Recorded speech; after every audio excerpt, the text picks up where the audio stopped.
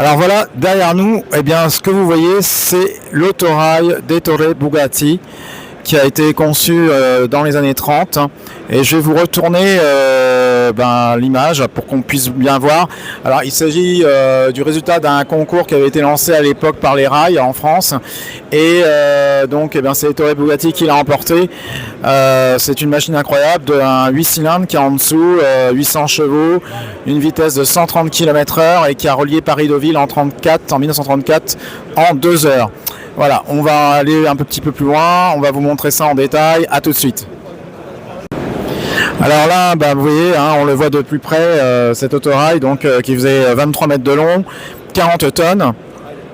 Et en fait, cet autotrain vient du musée de Mulhouse, qui est le plus grand musée ferroviaire d'Europe, il faut le savoir. Donc, qui a donc fait l'honneur de venir aujourd'hui à Rétromobile Paris 2026. Effectivement, c'est une très très belle machine. Et comme je vous le disais, c'est mu par un V8 800 chevaux pour une cylindrée de 5 litres 1 quand même. Voilà, donc on va continuer, on va vous montrer un petit peu plus en détail. Alors voilà comment ça se présente. Et on va vous montrer les salons. Alors je préfère vous montrer ceci. Hop là. Donc voilà ce que l'on peut voir. Donc là ici c'est un salon vraiment très très haut de gamme, comme on peut le voir. Voilà ce qu'on peut voir ici. On avance, et puis c'est surtout donc la première partie. Au milieu il y a une salle de machines qu'on va voir tout de suite.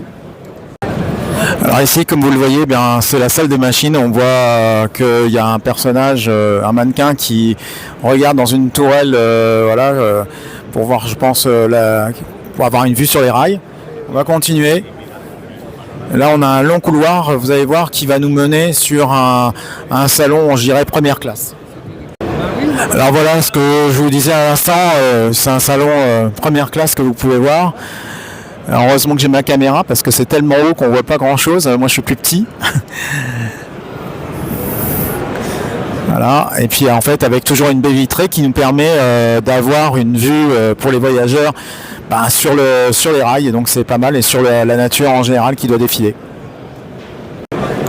Donc voilà, nous avons vu, je dirais, une des premières attractions qu'il fallait voir ici à Rétromobile 2026. On va aller voir les autres et puis aller à la rencontre de différents collectionneurs. Merci à vous.